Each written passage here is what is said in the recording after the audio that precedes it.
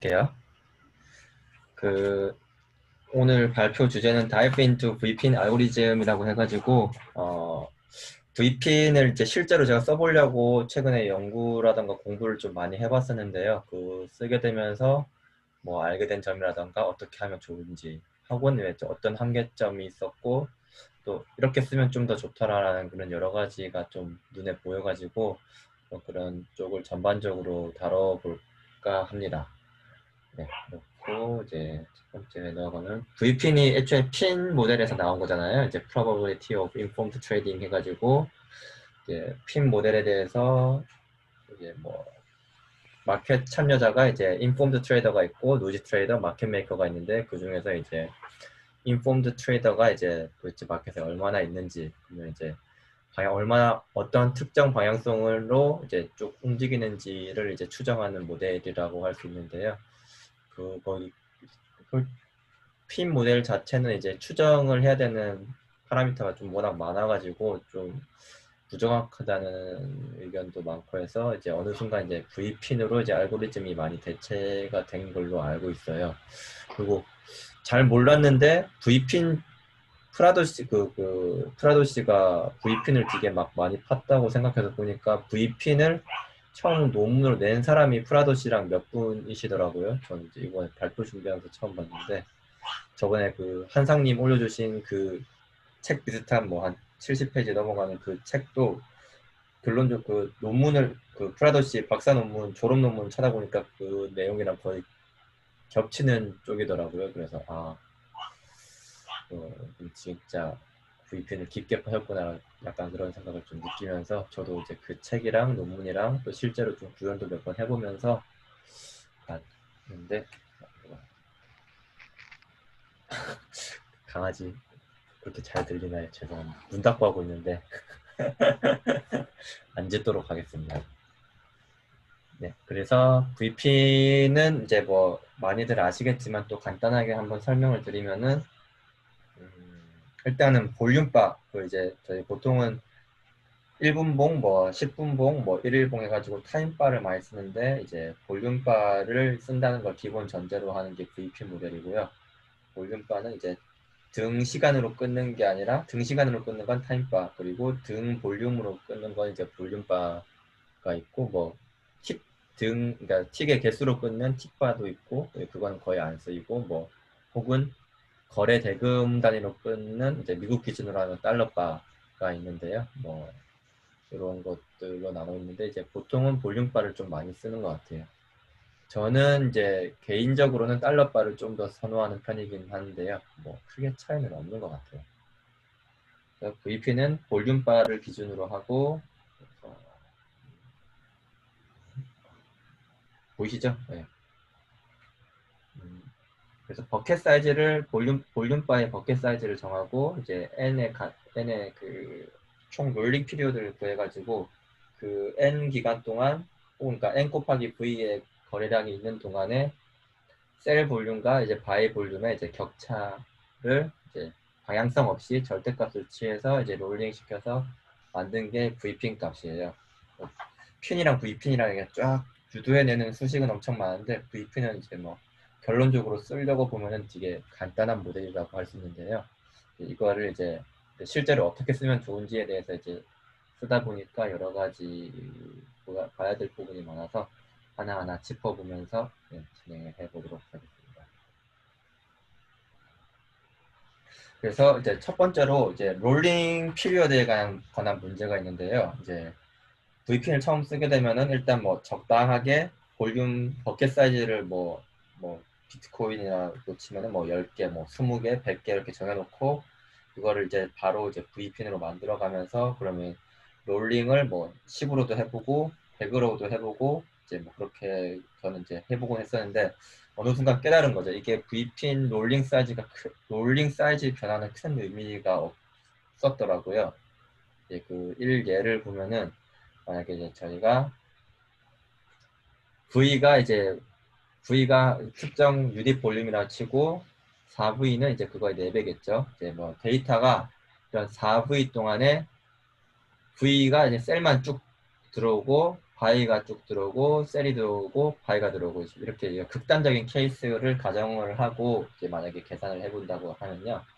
이제 만약에 VP는 버킷 사이즈가 V이고 N이 롤링 피리어드가 4인 경우를 이제 계산을 해보면은 전에 식에 맞춰서 계산을 해보면은 각각 뭐 V핀 값이 극단에 치우쳐져 있으니까 이 값이 V가 나오고 V분의 V 해서 1이 나오게 되고 이걸 롤링 해가지고 나오면 결론적으로 값은 그 V핀으로서는 뭐 엄청나게 변동성이 크다. 그러니까 라는 결론이 나오게 되는 거죠. 1 값이 나옵니다. 이제 VP는 이제 0에서 1 값이 나오는데 그 중에서 1 값이 나오게 되는데 이제 관점을 바꿔가지고 VP는 이제 버킷 사이즈 4V짜리고 롤링을 1로 해서 구하게 되면은 4V분의 셀 바이 옵셋 되고 셀 바이 옵셋 돼가지고 결국에는 4V분의 0 해서 0이 나오게 돼요. 그러니까 극단적인 케이스지만 V로 버킷 사이즈를 잡았을 때는 이제 최고로 이제 볼러틸리티가 큰 시장이 된 거고 V를 4로 잡았으면은 이제 V를 4V 그러니까 버킷 사이즈를 4V로 잡았으면은 이제 변동성이 아예 없는 시장이 돼버리는 거죠. 그래서 결론적으로 이제 V핀 자체는 롤링에서 의미를 찾기보다는 이제 버킷 사이즈가 제일 중요하다라는 그 예시를 제가 보여드리려고 이제 극단적인 예시를 잡았는데 보통 보면은 이제 너무 작은 사이즈의 볼륨바로 V핀을 쓰는 경우는 잘 없어요. 왜냐하면 이런 거 같은 첫 번째 예시 같은 휩소에 휘말리는 경우가 많아가지고 좀 많은 기간 뭐 프라도시는 주로 이제 논문에서 50 하루의 거래를 50으로 나눠가지고 이제 분석을 많이 했었더라고요. 그래서 버킷 사이즈가 가장 중요하다라는 점이 일단 첫 번째가 이제 V핀에서 알고 가야 될 점인 것 같아서 한번 설명을 드렸고요. 그리고 예. 프라도 씨는 이제 과거 데이터를 이제 각각 하루를 50개의 버킷으로 나눠서 이제 그 볼륨 거래량에 맞춰가지고 분석을 했는데요. 이게 어떻게 보면 이제 루커헤드 바이어스가 있어요.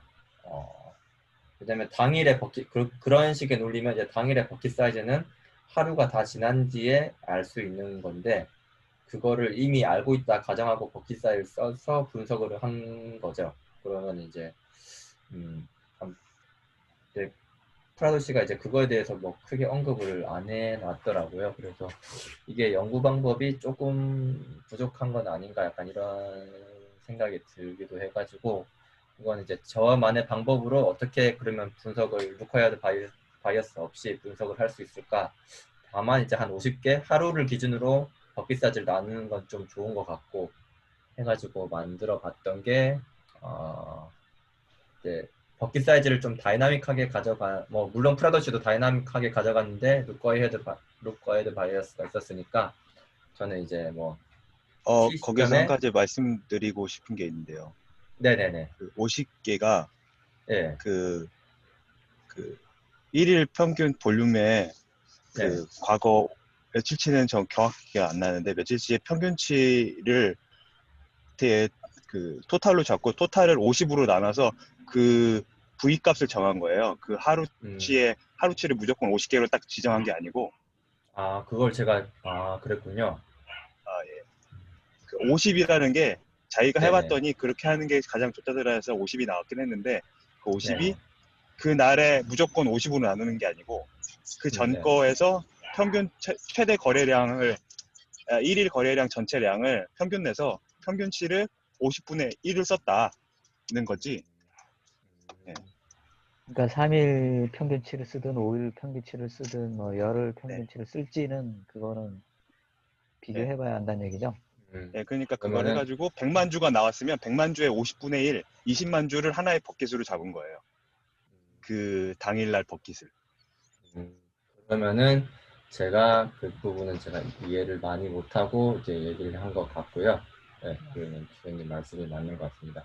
다만 이제 저는 거기서 이제 거래량이 좀 급등할 때의 그 우려가 좀 있어가지고 왜냐면 이제 V핀 볼륨바라는 게 이제 기존에 어느 정도 볼륨 사이즈를 좀 플럭츄에이션이 없게 정해놓고 있어야 이제 거래량이 급증하면은 그만큼 정보가 빨리 갱신이 되고 이제 그 볼러티리티를 체크할 수 있는데 그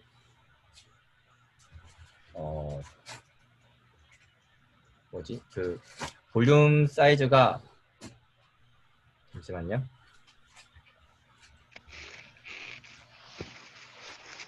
그러니까 볼륨 사이즈가 이제 그 이동 평균으로 이제 해버리면은 잠시만요.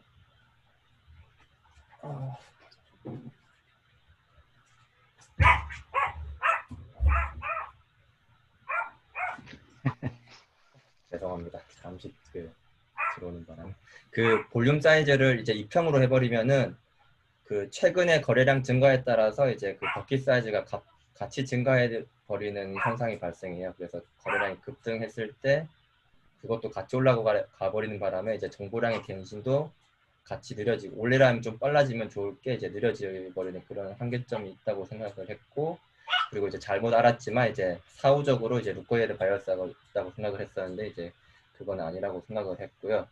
결국에는 그래서 이제 민보다는 이제 롤링 미디엄 값을 쓰는 게 좀 낫다고 생각을 했어요. 그 볼륨바라던가 이제 그쪽을 좀 더 의미 있게 가져가려면은 이제 그게 맞는 것 같고 그래서 미디안을 기준으로 이제 거래량 버킷 사이즈를 하는 게 좋을 것 같다. 그리고 이제 그게 좀 더 유효하게 거래량 증가에 따른 이제 정보량 급증을 잘 딜링할 수 있을 거다라고 생각을 하고 이제 조금 해봤고요. 네. 그런 이제 버킷 사이즈에 대한 문제가 한번 짚어봤고요. 그래서 그리고 VPN을 이제 프라도 씨는 틱으로도 해보고 뭐 1분봉으로도 해보고 여러 가지를 해봤더라고요. 그래서 저도 이제 틱으로도 해보고 1분봉으로도 해보고 했는데 이제 프라도 씨 설명은 이제 틱으로 하면은 이제 이게 너무 노이즈에 많이 휩싸이게 돼가지고 이제 정확한 VPN 값 추정이 어려울 수 있다.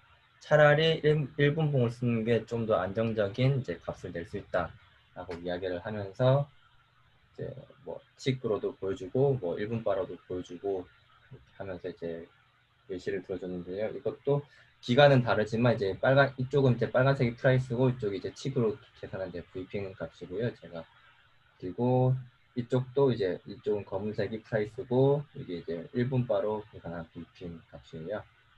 이런 것들이 있는데 저는 이제 1분바로 계산하면 이제 단순히 이제 가격이 전봉 대비 올라가면은 이거는 바이 볼륨, 전봉 대비 내려가면 이건 셀 볼륨 이런 식으로 하는 줄 알고 있었는데 또 이제 프라도시 논문을 보니까 그것보다 조금 더 정교하게 바이 셀 레이쇼를 나눠가지고 볼륨 계산을 하더라고요.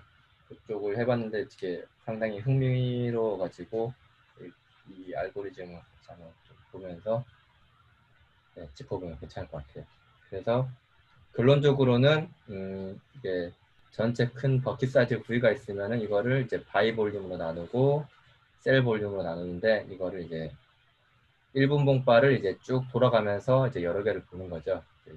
대신에 이제 1분봉바에서 그 총 1분봉바에 이제 볼륨이 있으면 이거를 어떻게 바이나 셀로 나눠갈지를 이제 결정하는 알고리즘을 이제 프라도 씨가 제시를 해준 건데요. 보시면 이제 뭐 뭔가 되게 복잡해 보이지만 또 그렇게 또 복잡하지만은 않아요. 조금 아쉬운 거는 이제 가격이 식에서만 그런지 실제로 그렇게 쓰셨는지 모르겠는데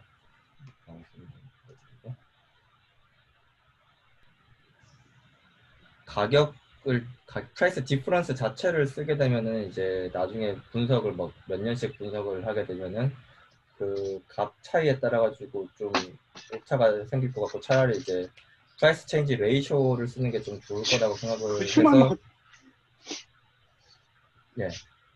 그렇게 썼고요.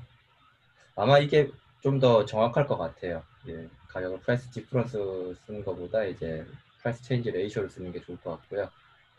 그래서 결론적으로 보면은 통계적으로 결국엔 프라이스 레이쇼의 이제 변화율을 이제 CDF 그러니까 노멀 디스트리뷰션의 CDF에 넣어가지고 이제 0에서 1 사이에 이제 어느 정도의 확률 값을 뱉어준 다음에 그 이제 프레스 체인지가 좀 바이 쪽에 많이 기울었으면 이제 바이에 좀 더 볼륨을 실어주는 거고, 좀 마이너스에 기울었으면 이제 셀 쪽에 좀 더 볼륨을 실어주는 약간 이런 식으로 1분봉을 나눠서 계산을 하더라고요.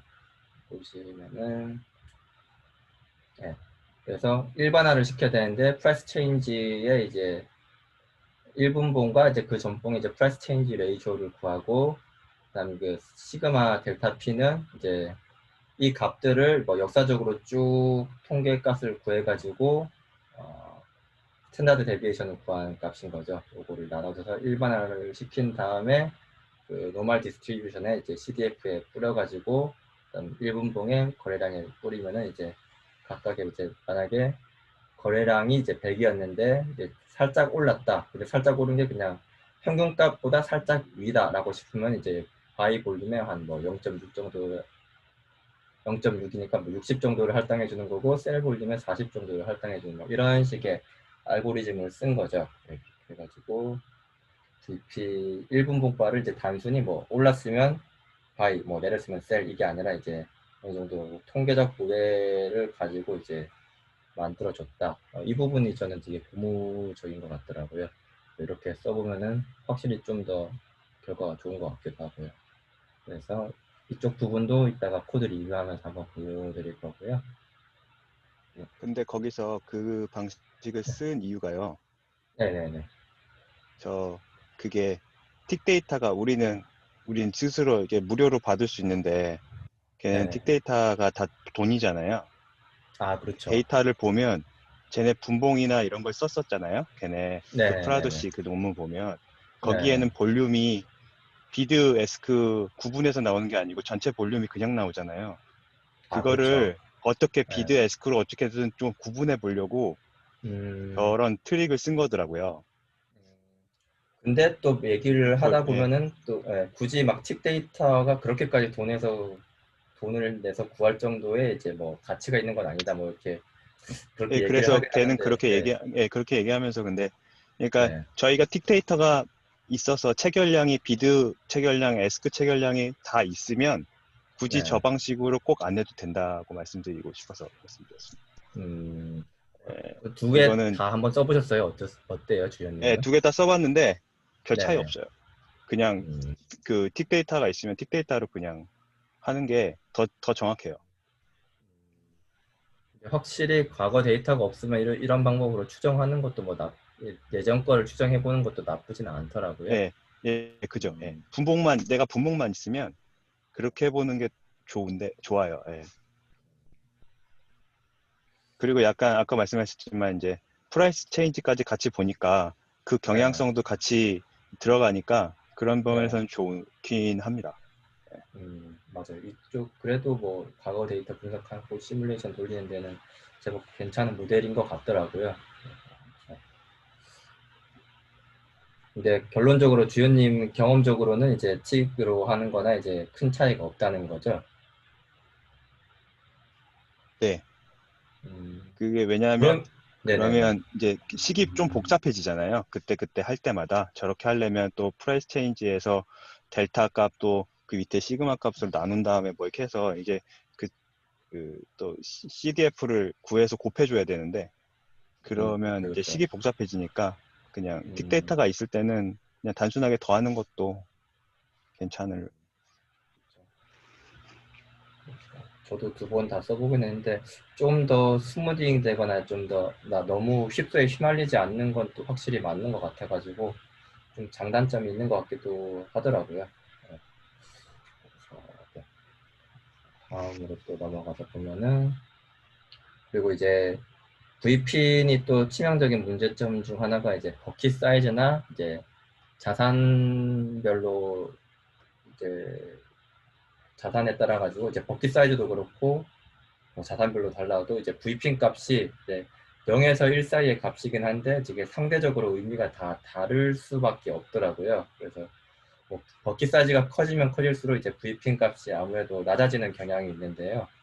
이렇게 지금 거를 보시면은 제가 11월 25일에 이제 코덱스 코스피 레버리지 그를 이게 틱으로 VPN을 구한 거고요. 네, 틱 데이터로 VPN을 구한 거고, 여기 오렌지색을 보시면은 이제 그냥 VPN 값이에요.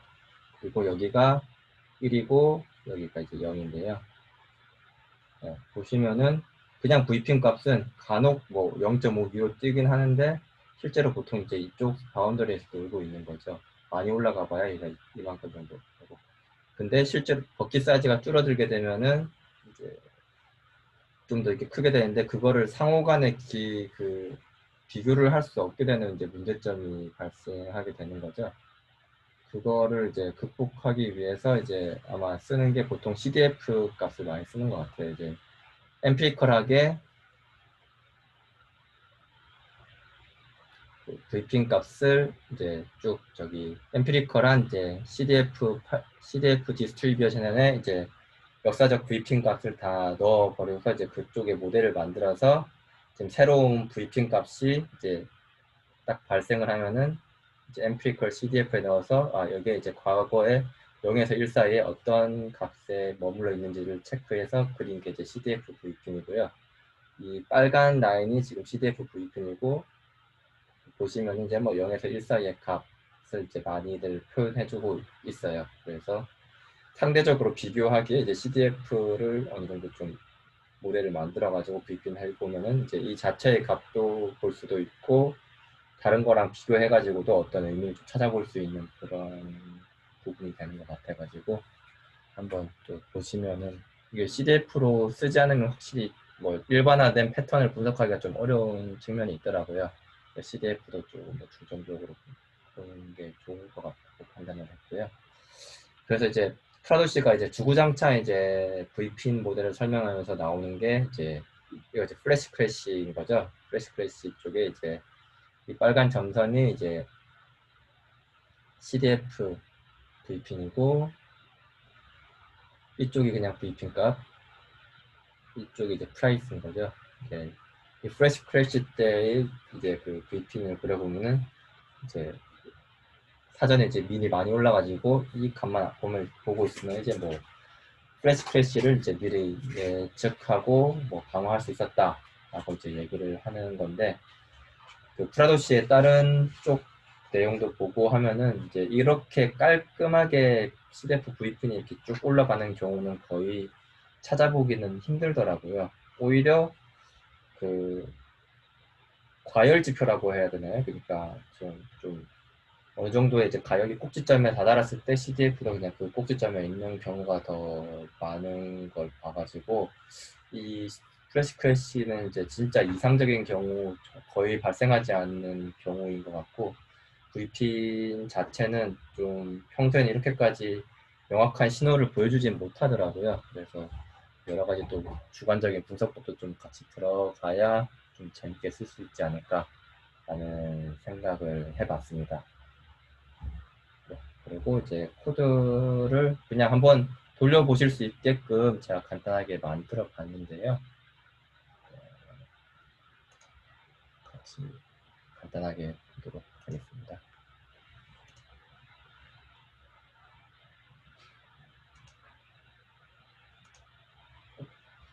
보이시나요? 네. 네. 네. 잘 보인다. 또 CDF 아까 그 봤던 모델 중에서 또 괜찮았던 게 과거 분봉 데이터만 있으면 일단 VPN을 어떻게든 추정해서 다 그려볼 수가 있어요. 그래서 제가 지금 데이터랑 코드랑 그렸는데 데이터는 저기 2010년부터 지금 최근 11월까지의 이제 아까 제가 보여드렸던 ETF 코덱스 코스피 레버리지 그 ETF 데이터의 한 대략 10년치 분봉이에요. 이제 분봉을 이제 파케 데이터로 만들어 놓은 건데 그거를 읽어서 쭉 뿌려보면은 이제 이런 식으로 나오는 거죠. 클로즈 데이터가 이제 2010년부터 2020년까지. 확실히 레버리지 데이터라 가지고 뭐 추세가 보이진 않고 이제 트레이딩하기 좋은 데이터인 거를 여기서도 볼 수 있죠. 네. 장기 보유하면 돈을 벌 수 없는 상품입니다. 그래서 분석을 하기 위해서 일단은 저희 버킷 사이즈 결정을 위해서 일단 일봉으로 한번 더 만들어 보고요. 이제 이렇게 일봉으로 판다스 데이터 프레임 참 좋습니다. 그래서 분봉을 일봉으로 만드는 작업이 딱 요거 한 줄도 다 돼버리더라고요. 그리고 주말이 끼는 경우가 있어서 이제 주말을 뺀 거고요. 그래서 트레이딩 볼륨을 이제 1로 이제 다 합산을 해가지고 계산을 하고, 볼륨을 이제 리쿼어드 바이어스를 없애기 위해서 Shift 1을 해가지고 이제 그 전까지의 볼륨을 이제 버킷 사이즈 참고서 쓰겠다. 그리고 버킷을 하루에 몇 개 쓰겠다는 걸 결정을 하면은 이제 데일리로 이제 네가 써야 될 버킷 사이즈는 이거야 라고 해가지고 요 값을 이제 매일매일 브이핀 값을 추정하는 데 쓰는 그런 코드고요. 그 버킷 사이즈를 그려보면 뭐 이런 식으로 나오게 되고, 쭉쭉쭉 설명드릴게요. 그래서 아까 그 역사적으로 그 퍼센트 체인지에 이제 큐뮬러티브 디스트리뷰션을 구할 때 이제 스탠다드 데비에이션을 쓰잖아요. 그 값을 추정하는 건데, 뭐 결국에 뭐 디퍼런스 시프트 1 해가지고 계산을 하는 건데, 이제 주식은 이제 데이터가 이렇게 쭉 이어져 있으면은 종가랑 또 다음날 시가를 또 1분봉의 변화로 인식을 해버릴 수가 있잖아요. 이제 그런 걸 좀 막으려고 데이트라는 컬럼을 따로 만들어서 데이트로 그룹 바이를 해서 시프트 클로즈 1을 하니까 이제 전날이랑 그 비교한 값은 아예 이제 넌 값을 뜨는 거고, 이제 이런 것들은 다 빼고 이제 통계치를 계산하면은 좀 더 정확하게 계산을 할 수 있을 것 같아서 이렇게 계산을 한 거고요. 계산을 해서 프라이스 체인지 이제 스탠다드 데비에이션을 봤더니 이제 이렇게 나오더라. 이 값을 이제 실시간으로 추정하는데 이제 아까 그 모델에서 추정하기 위한 이제 스탠다드 데비에이션 값을 쓰겠다라는 거고, 그래서 이게 바이셀 레이쇼를 이제 구해보면은 이제 참 파이썬이 참 좋죠. 여기에 그냥 프라이스 체인지를 스탠다드 데비에이션으로 나눠서 그 노멀 디스트리뷰션의 CDF 모델에 뿌려주면은 이게 알아서 다 구해주는 거죠. 네, 아주 간단하게 바로 구해지고, 그 바이셀 레이쇼를 1분봉의 볼륨에 바이 레이쇼를 곱해주면은 바이 볼륨이 될 거고, 셀 볼륨을 곱해주면 셀 볼륨이 될 거고, 네, 이런 식으로 하면은 이제 데이터 10년치 데이터 가공이 이제 끝나는 거죠. 바이 볼륨, 셀 볼륨 합치면은 트레이딩 볼륨이 되는 거죠. 이렇게 해가지고, 그리고 이제 볼륨바를 이제 1분봉으로 이제 추정을 해서 계산을 해야 되는데요. 한번 쭉 만들어 봤어요. 이게 쭉 만들어 보고 이제 한 번에 이제 커다란 트레이딩 볼륨이 들어오면은 이제 그것까지 다 처리해 줄 수 있게 만들어 본 건데, 한번 혹시 보시다가 궁금하신 거 있으면 물어보시면 될 것 같고요. 이거는 제가 뭐 여기서 깊게 설명드릴 부분은 아닌 것 같아가지고 보시면 될 것 같고, 그래서 1분봉 바를 이제 볼륨 바에 아이터로 하면서 쭉 넣으면서 이제 볼륨 바를 뱉어내고 계산한 볼륨 바가 이렇게 나오더라 라는 거고요.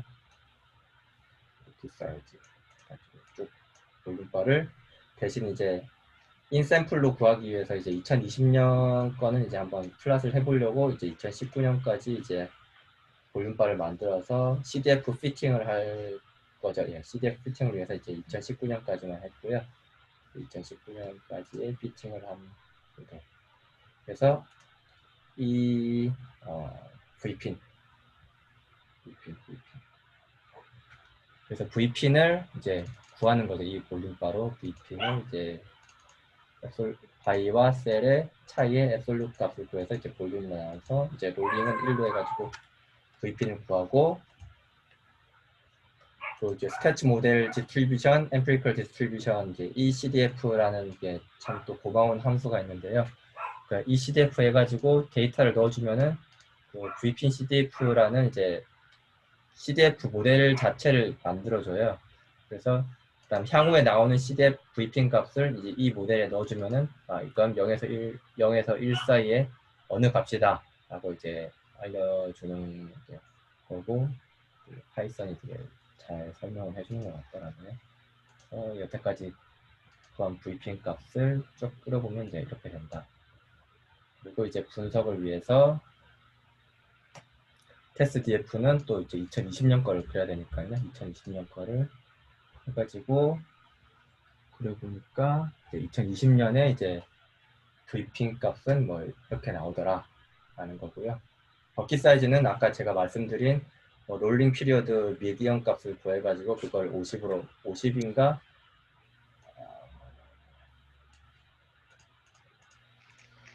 아무튼 80 정도 50이네요.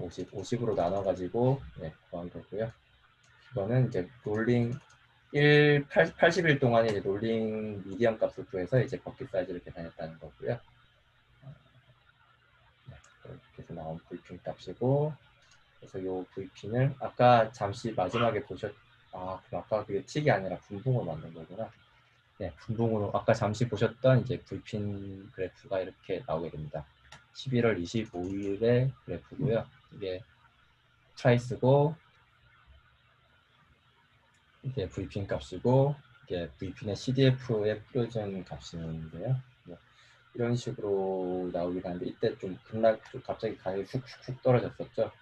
그러니까 제가 아까 말씀드렸던 게 이쪽에 확실히 좀 오히려 이제 플래시 크래시가 아닌 경우에 어느 정도의 급락은 미리 예고를 한다기보다 이제 극점을 좀 더 잘 예측해 이게 극점이다라는 걸 스테이터스를 좀 더 반영해주는 느낌이 훨씬 더 강하게 들더라고요. 그래서 저는 이제 그런 쪽으로 한 번 더 전략에 적용해 봐서 쓰면 좋지 않을까 이런 생각을 남기면서 VP는 한번 쭉 파봤고요. 네, 오늘 제가 준비한 발표는 여기까지입니다. 혹시 질문 있으십니까? 질문보다는요, 아까 네, 그 VPIN 할 때 가중치 노멀라이제이션 한 거 있잖아요. 네네. 그 체결량 전체로보다는 시장의 유동성에 따라서 가격 변동이 달라지잖아요. 그래서 체결을 한 게 매수 체결이나 매도 체결에다가 아까 노멀라이제이션 값을 해주면 그런 건 좀 어떨까 싶어서. 어떤 노멀라이제이션 쪽을 얘기하시는 아까 거죠? 저기 VPIN 버킷 볼륨 버킷 구할 때요. 볼륨 볼륨 버킷 구할 때 버킷 그냥 사이즈 구할 때요. 버킷 사이즈 구할 때 네네네. 체결량 자체에다 가격 노멀라이제이션 했잖아요. 그렇게 해서 버킷 추정하잖아요. 사이즈를 구할 때는 가격을 반영을 안 했었. 아니 노멀라이제이션 할 때 붙일 때 아까 바이 사이드, 셀 사이드. 그럼 1분봉에 이제 바이 네, 볼륨이랑 셀 일분봉. 볼륨 나눌 때요. 네네네. 네네네. 그냥 체결량으로만 한 거죠. 그거를 매수 체결량, 매도 체결량 구분을 해서 그 노멀라이제이션 그걸 같이 다시 붙여주면 어떨까 그러니까 싶어서. 1분봉을 매수 체결량, 매도 체결량 나누기 위해서 이제 그거 모델을 나누기 위해서 만들어. 그렇게 하셨는데 네네네. 그렇게 나누기 위해서 그렇게 하셨잖아요. 그냥 네네. 아예 그냥 매수 체결량, 매도 체결량 구분한 상태에서 거기다 노멀라이제이션을 곱해준 값으로 다시 해보면 어떨까? 왜냐하면 체결량에 따라서 가격 변동이 심한 건 유동성에 따라 가격 변동이 심해지잖아요. 그러면 지금 체결량이 하시는 말씀은 체결량이 동일하다 하더라도 네. 그날의 시장의 유동성의 공급에 따라서 가격 변동이 심해지잖아요. 그냥 아이디어 차원에서 그냥 말씀드린 거예요. 혹시나 네, 이런 거 그래서 이런 거 해보셨나 해서. 그러면 틱으로 만든 V핀이랑 그냥 1분봉으로 만든 V핀을 섞어서 쓰면 어떻겠냐 이 말씀이신 건가요? 그러니까 팁으로서 매수 매도가 계속 나오는데 1분 동안 네. 매수 체결량, 매도 체결량 구분할 수 있잖아. 1분 동안. 네네. 매수 체결량에다 그대로 쓰는 게 아니라 네. 버킷 사이즈 매수 체결량, 매수 체결량 그대로 쓰는 게 아니라 제가 볼 때는 네. 가격 변동 폭을 조정한 값을 쓰면 어떨까 싶어서. 그 두 개를 이제 왜냐, 조합해가지고 쓰면 좋을 것 같다는 말씀이신 거죠? 그렇죠. 그것도 되게 괜찮은 것 같아요. 예. 왜 그러냐면 괜찮은 것 같아요. 예. 가격 변동은 그날의 유동성, 공급량에 음. 따라서 달라지잖아요. 네.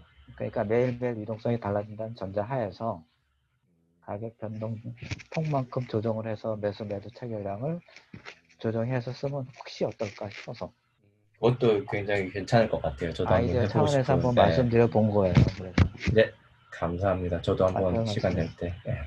한번 아, 죄송합니다. 시도해보겠습니다. 이게 또 어려운 아니, 그 굉장히 패턴. 그 좋은 아이디어인 것 같아요. 저도 그거 한번 그거를 지금 이제 틱으로 만든 V핀이랑 이제 1분봉으로 만든 V핀에 이제 각각의 장점이 있으니까 섞어서 이제 그렇죠, 약간 그렇죠.